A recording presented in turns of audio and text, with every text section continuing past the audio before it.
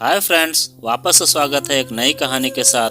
और आज की कहानी बहुत ही इंटरेस्टिंग होने वाली है, तो पूरा कहानी ज़रूर देखें। और यह कहानी अगर आपको पसंद आए तो एक लाइक करें और चैनल को सब्सक्राइब करें। भाभी की सहनशीलता को आप लोग उनकी कमजोरी मत समझिए।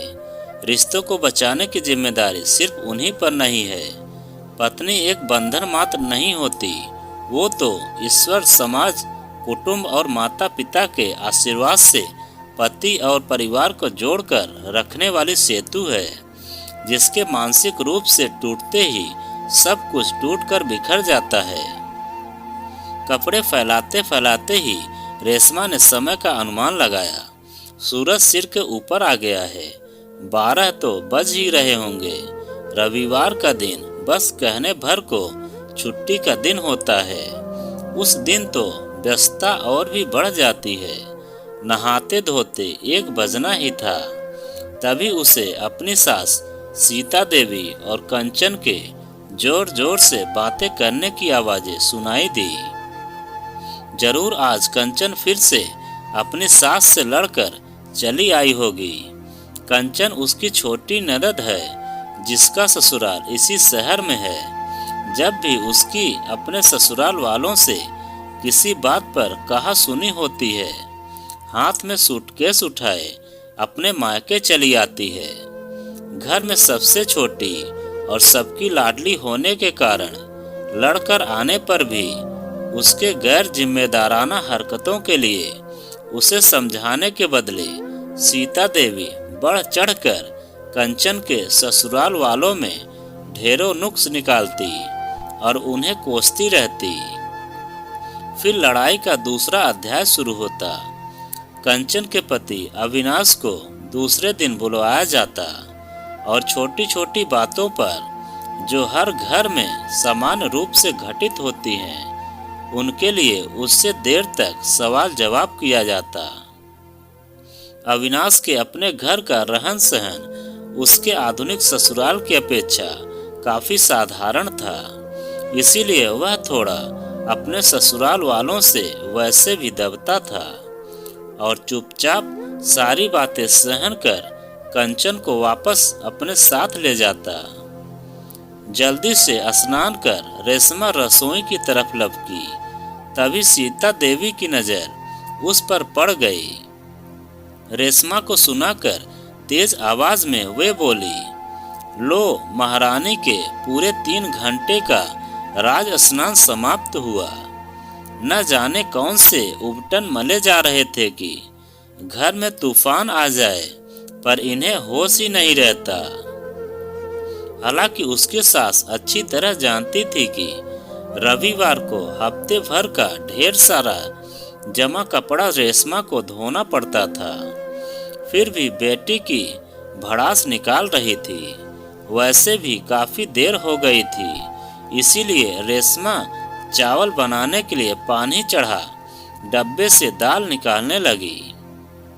तभी रसोई घर के दरवाजे पर खड़े विनय की सख्त आवाज ने उसे सहमा दिया। सुबह से घर में बैठी जाने कौन सा पहाड़ तोड़ती रहती हो कि कोई आए या जाए स्वागत सत्कार करना तो दूर, तुम्हें तो मिलने तक की फुर्सत नहीं मिलती। कोई मरे या जिए तुम्हें क्या है, हर समय अपना ही सुख तलाशती रहती हो। 1 बजने जा रहा था, इसीलिए मैंने सोचा पहले चावल ही चढ़ा दूं, क्योंकि अम्मा जी ठीक 1 बजे खाना खा लेती हैं। फिर इत्मीनान से कंचन से बातें करूंगी। रेशमा के जवाब पर विनय के ताने शुरू हो गए। बहुत एहसान है आपका कि छुट्टी के दिन भी 1 बजे तक खाना तैयार हो जाएगा। घर में कुल जमा 4 जन ही है, जिसमें राधा को अम्मा ही संभालती हैं। फिर भी दिखाओगी कि दिन भर काम ही करती रहती हो। विनय जैसे आया था वैसे ही बड़बड़ाते हुए चला गया। वह भी दाल चावल चूल्हे पर चढ़ा पीछे पीछे ड्राइंग रूम में आ गई, जहां सोफे पर कंचन बैठी आंसू बहा रही थी। वहीं बगल में उसकी सास बैठी कंचन के ससुराल वालों के बारे में जलीकट्टी कह रही थी। जैसे ही उनकी नजर रेशमा पर गई, एक कुटिलतापूर्ण मुस्कान उनके चेहरे पर लक्षित हो उठी। एक हमारे घर की बहू है जो इस घर में बैठी हर वह सुख भोग रही है जिसकी कभी उसने अपने पिता के घर में कल्पना भी नहीं की होगी। और एक हमारे घर की बेटी है जो जाने किस जन्म का पाप भोग रही है। कितना भी अपने ससुराल वालों के लिए करे, उनका मुंह फूला ही रहता है। कितना दिया था हम लोगों ने अपनी बेटी के विवाह में, बहू के परिवार वालों की तरह हाथ हिलाते नहीं भेज दिया था। फिर भी हमारी बेटी एक दिन भी चैन से नहीं रह पाती है। रेशमा बात का रुख पलटने के लिए कंचन से बोली, चाय पियोगी? वैसे खाना भी तैयार हो ही चला है। विनय बीच में ही बोले, बहुत जल्दी चाय की याद आ गई। यह भी नहीं सोचा कि यह कोई चाय पीने का समय है। पूछ लिया, बड़ी मेहरबानी की। अब जाओ, जाकर खाना लगाओ। कब से हम सब भूखे बैठे हैं। विनय की बातों से रेशमा का सारा प्रेम, सारी सेवाएं और सारी विनम्रता धरी की धरी रह गई और वह उठकर फिर से रसोई घर में चली गई। इधर उसकी सास का रोना शुरू हो गया। हमारी तो किस्मत ही खोटी है। बहू मिली तो वह भी किसी ढंग की नहीं, दामाद मिला तो वह भी वैसा ही है, हमेशा अपनी माँ के पल्लू से ही बंधा रहता है। पति की खुदगर्जी और सास का अन्यायपूर्ण रवैया रेशमा को डंक सा चुभ रहा था। फिर भी सारे तिरस्कार और दंश को समेट वह सामान्य होने की कोशिश करती काम में जुटी रही। हर बार की तरह फोन करके अविनाश को बुलवाया गया, पर इस बार अविनाश ने आने से साफ इनकार कर दिया। उसका कहना था कंचन स्वयं ही घर छोड़कर गई है तो स्वयं ही लौट कर आए। बहुत दबाव डालने पर भी वह किसी भी कीमत पर कंचन को लेने आने को तैयार नहीं हुआ। विनय ने सभी हथकंडे अपनाए, पुलिस की धमकियां भी देता रहा, लेकिन कंचन के पति और ससुराल वाले अपनी जिद पर अड़े रहे। दोनों पक्षों में से कोई भी झुकने को तैयार नहीं हुआ। रेशमा अपनी सास और विनय को जिद छोड़कर समझौता की सलाह देना चाहती थी, लेकिन वह यह भी अच्छी तरह जानती थी कि उसके बोलने का घर वालों पर कोई असर नहीं होगा। उसकी सास ने उस घर में कभी उसके ससुर की तो चलने ही नहीं दी। फिर उसकी क्या विसात थी। हर एक बात का फैसला सीता देवी ही करती आई थी। बच्चे भी माँ के नक्शे कदम पर चलते हुए कुछ ज्यादा ही उद्दंड और स्वार्थी हो गए थे। कंचन भी अपने ससुराल में माँ की तरह सब कुछ अपनी मुट्ठी में करने के लिए हमेशा अपनी सास, ननद और पति से उलझती रहती। छोटी छोटी बातों में भी फोन पर माँ से सलाह लेती और उनके निर्देशानुसार घर चलाने की कोशिश करती। वह जब कभी जरा सी भी बीमार हो जाती, तुरंत माँ को टेलीफोन कर देती और उसकी माँ आनन फानन में पहुंचकर कंचन को अपने साथ घर ले आती। कंचन के व्यवहार और घर में माँ की दखल अंदाजी से कंचन का घर टूटने लगा था। सास और पत्नी की हरकतों से अविनाश बुरी तरह खींच जाता। अपनी सास की जरूरत से ज्यादा दखल अंदाजी उसे बिल्कुल पसंद नहीं थी। वह कंचन को समझाने की कोशिश करता तो कंचन अपना सूटकेस उठाए मायके पहुंच जाती। हर बार किसी न किसी तरह समझौता हो ही जाता था, लेकिन इस बार दोनों परिवार अपनी अपनी बात मनवाने के लिए कटिबद्ध थे। यही कारण था कि बात तलाक तक पहुंच गई। घर में इस बात को लेकर हर समय तनाव की स्थिति बनी रहती। तो दोस्तों, यह कहानी आपको कैसी लग रही है? अगर आपको अच्छी लग रही हो तो एक लाइक जरूर करें और चैनल को सब्सक्राइब जरूर करें। घर के लोगों का बढ़ता तनाव गुस्से के रूप में रेशमा पर बरसता। विनय का व्यवहार भी अपनी पत्नी के प्रति थोड़ा ज्यादा ही निर्मम और रूखा हो गया था। हर छोटी बड़ी बात के लिए वह अपनी पत्नी को ही दोषी ठहरा प्रताड़ित करता।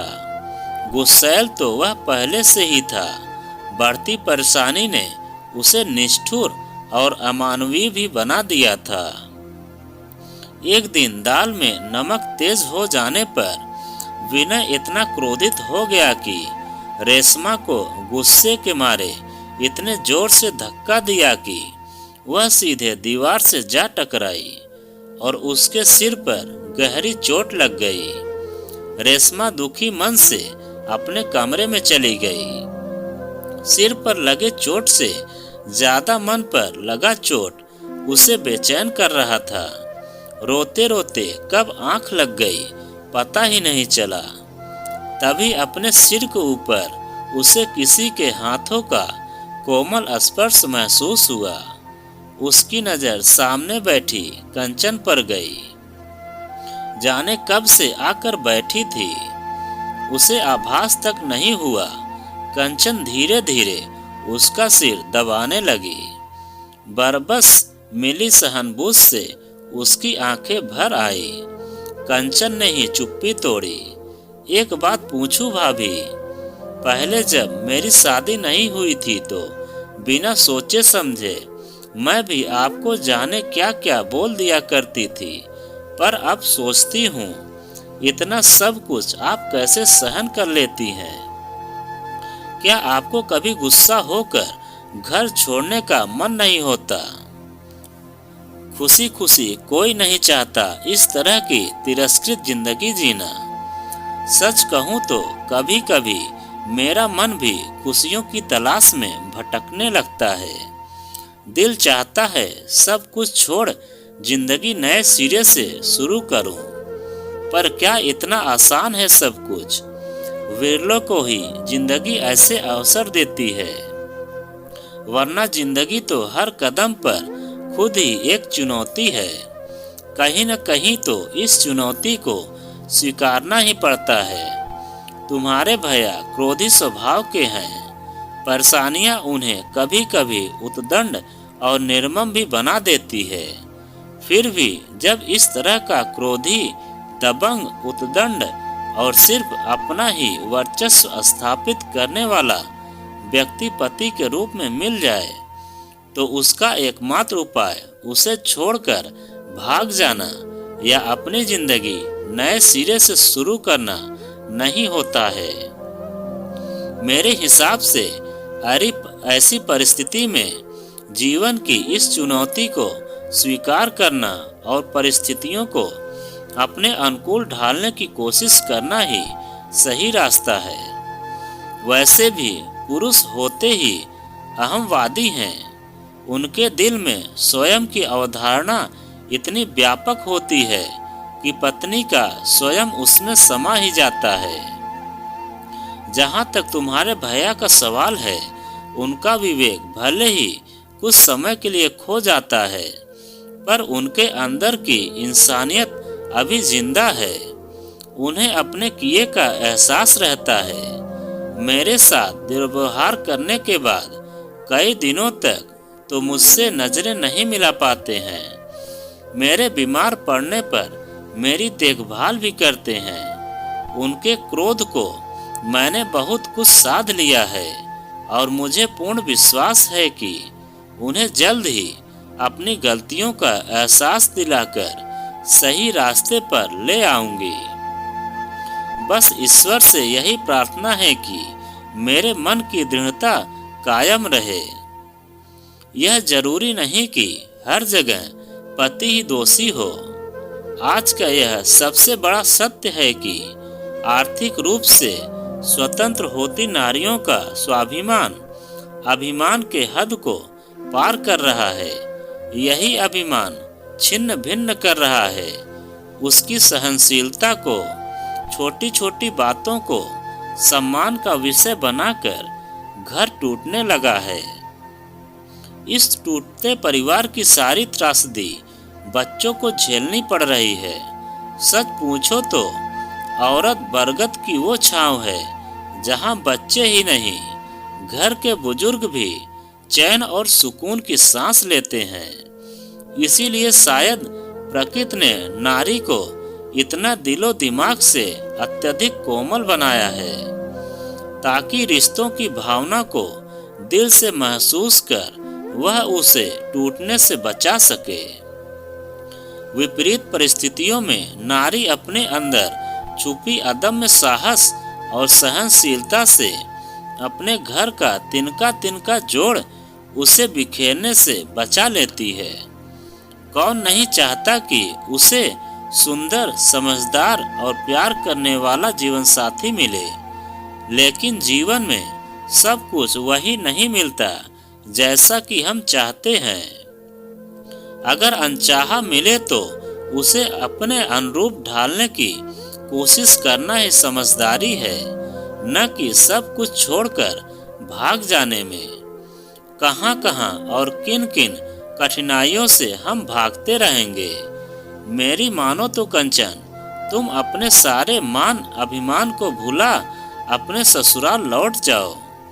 सिर्फ एक बार पूरी ईमानदारी और अविनाश से ससुराल के लोगों के साथ सामंजस्य बैठा जीने की कोशिश करो।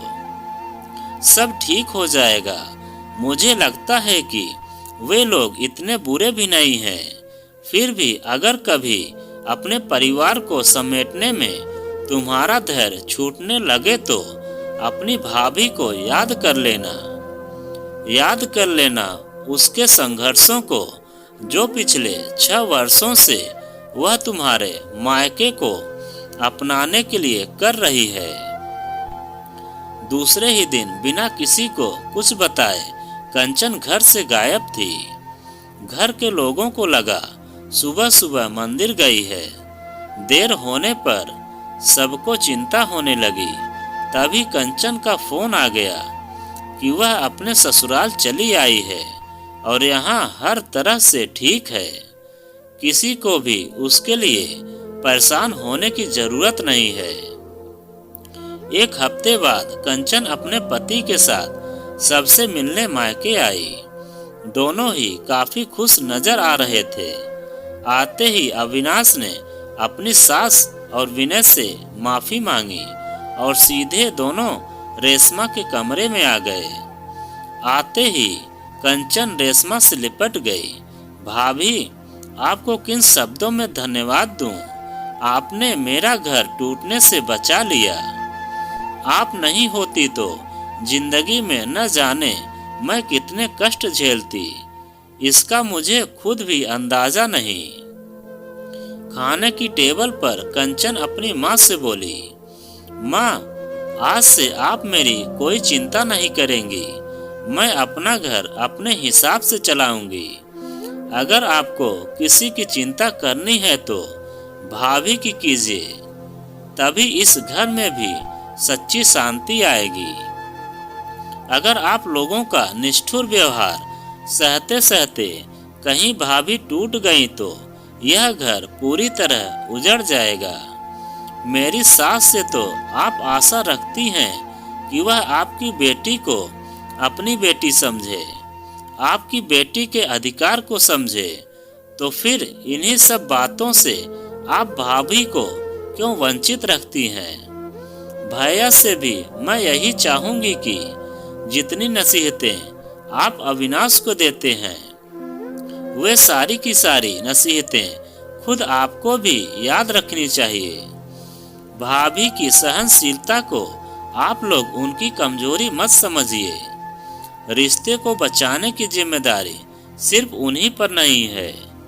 पत्नी एक बंधन मात्र नहीं होती, वो तो ईश्वर, समाज, कुटुंब और माता पिता के आशीर्वाद से पति और परिवार को जोड़कर रखने वाली सेतु है जिसके मानसिक रूप से टूटते ही सब कुछ टूटकर बिखर जाता है। थोड़ी देर के लिए खाने के टेबल पर निःशब्द शांति छा गई, मानो सभी के अंदर विचारों का मंथन चल रहा हो। कंचन के ससुराल जाते ही विनय रेशमा को डॉक्टर के पास ले जाने की जिद करने लगा। रेशमा के बार बार मना करने पर वह मानने को तैयार नहीं था। तभी सीता देवी बोली, अगर बहू डॉक्टर के पास नहीं जाना चाहती तो उसे कहीं दूसरी जगह घुमा ला। मैं आज खाना खुद ही बनाऊंगी और हाँ, राधा भी मेरे पास ही रहेगी। रेशमा को आज पहली बार लगा कि लोग ठीक कहते हैं, अगर पूरी लगन और निष्ठा से कोई काम को पूरा करने के लिए ठान ले तो जिंदगी जरूर उसे एक मौका देती है अपने काम को पूरा करने के लिए। बस जरूरत होती है थोड़े धैर्य की। तो दोस्तों, यह कहानी आपको कैसी लगी कमेंट में लिखकर हमें ज़रूर बताएं। और आप अगर हमारे चैनल पर नए हों तो प्लीज़ चैनल को सब्सक्राइब करें और वीडियो को लाइक ज़रूर करें, क्योंकि हम आपके लिए ऐसी ही वीडियो लाते रहते हैं।